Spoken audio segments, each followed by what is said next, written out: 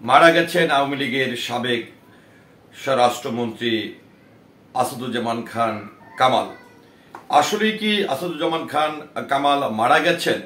তবে যেটি হচ্ছে যে গত 5ই আগস্টে আওয়ামী লীগ সরকারের পতনের পরে কিন্তু তৎকালীন সময়ের যিনি সরকার প্রধান ছিলেন, অর্থাৎ আওয়ামী লীগের যিনি চেয়ারপারসন ছিলেন শেখ হাসিনা, তিনি কিন্তু দেশ ত্যাগ করে ভারতে অবস্থান নিয়েছেন এবং এখনো অবধি সেখানেই তিনি অবস্থান করছেন। তো 5ই আগস্টের পরে যেটি হচ্ছে যে আওয়ামী লীগের অনেক নেতাকর্মী এরই মধ্যে গ্রেফতার হয়েছেন, গ্রেফতার আছেন, আবার অনেকেই আত্মগোপনে আছেন। তো সেই 5ই আগস্টের পর থেকে আত্মগোপনে থাকা আওয়ামী লীগের প্রভাবশালী মন্ত্রীর মধ্যে কিন্তু আসাদুজ্জামান খান কামালও কিন্তু উল্লেখযোগ্য।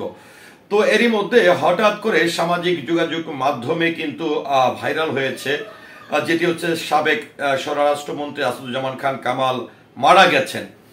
তো আমরা আসলে এই বর্তমান প্রেক্ষাপটে বর্তমান সময়ে সামাজিক যোগাযোগ মাধ্যমের এই সময়ে এসে কোনটি সত্য কোনটি মিথ্যা এটি আসলে বিশ্বাস করা অনেকটাই কষ্টদায়ক। তো যাই হোক, এখানে আসাদুজ্জামান খান কামালের মৃত্যুর সংবাদটি নিয়ে যে তথ্যটি প্রকাশিত হয়েছে এটি নিয়ে আসলে কি তথ্য বেরিয়ে এসেছে এবং আরটিভি নিউজ এই মুহূর্তে আমার হাতে আছে, তারা একটি সঠিক তথ্য এখানে তুলে ধরেছেন। যে সংবাদটি প্রকাশ করেছেন সোমবার 26 মে 2025-এ। তো চলুন একটু জেনে নেই সাবেক স্বরাষ্ট্রমন্ত্রী আসাদুজ্জামান খান কামাল কি মারা গেছেন, এমন প্রশ্নের উত্তর কিংবা সূত্র কি বলছে। আওয়ামী লীগ সরকারের পতনের পর ভারতে আশ্রয় নেয়া বাংলাদেশের সাবেক স্বরাষ্ট্রমন্ত্রী আসাদুজ্জামান খান কামাল গত 21 মে ভারতের বেঙ্গালুরুতে অবস্থিত দেবী শেঠি হাসপাতালে মারা গিয়েছেন দাবি একটি তথ্য সামাজিক যোগাযোগ মাধ্যম ফেসবুকে প্রচার করা হয়েছে। পোস্টটিতে আরো দাবি করা হয়, হার্টের জটিলতা নিয়ে তিনি উক্ত হাসপাতালে 5 দিন আগে ভর্তি হয়েছিলেন। রিউমার স্ক্যানার টিমের অনুসন্ধানে দেখা যায় সাবেক স্বরাষ্ট্রমন্ত্রী আসাদুজ্জামান খান কামাল মারা যাওয়ার দাবিটি প্রচারিত তথ্যটি একদমই সঠিক নয়। প্রকৃতপক্ষে কোনো প্রকার তথ্য প্রমাণ ছাড়াই সম্পূর্ণ ভিত্তিহীনভাবে তার মারা যাওয়ার তথ্যটি প্রচার করা হয়েছে।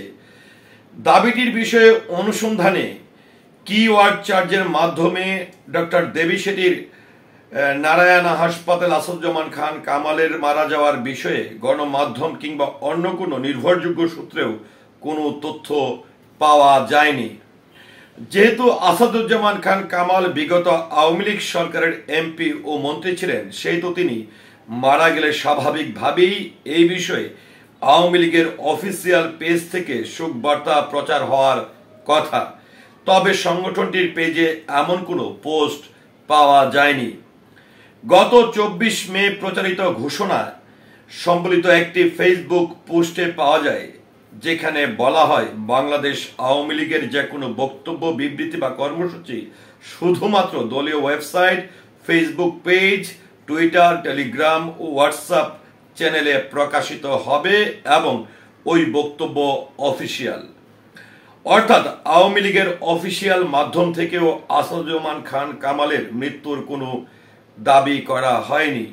সুতরাং ভারতে আশ্রয় নেয়া সাবেক স্বরাষ্ট্রমন্ত্রী আসাদুজ্জামান খান কামাল বেঙ্গালুরুতে মারা গিয়েছেন শীর্ষক দাবিটি সম্পূর্ণ মিথ্যা। তো যাই হোক, আসলে শুধু সাবেক স্বরাষ্ট্রমন্ত্রী আসাদুজ্জামান খান কামালেই বলবো না, আমরা প্রায় সময় দেখি যে আসলে এই যে সামাজিক যোগাযোগ মাধ্যমের সময়, এই সময়টিতে এসে কিছু অসাধু কন্টেন্ট ক্রিয়েটররা আমাদের সমাজের অনেক ভুয়া তথ্যগুলো তারা প্রচার করেন, এই দেশের অনেক ভুয়া তথ্যগুলো তারা প্রচার করেন। আসলে এই ভুয়া তথ্যের মাধ্যমে একটি রাষ্ট্রেরও কত বড় ক্ষতি হতে পারে এটি একজন দেশের নাগরিক হিসাবে তাদের চিন্তা করা উচিত এবং প্রত্যেকটি মানুষের নৈতিক দায়িত্ব সামাজিক যোগাযোগ মাধ্যম এটিতে অবশ্যই আমরা চেষ্টা করব সঠিক এবং বাস্তব তথ্য তুলে ধরার জন্য।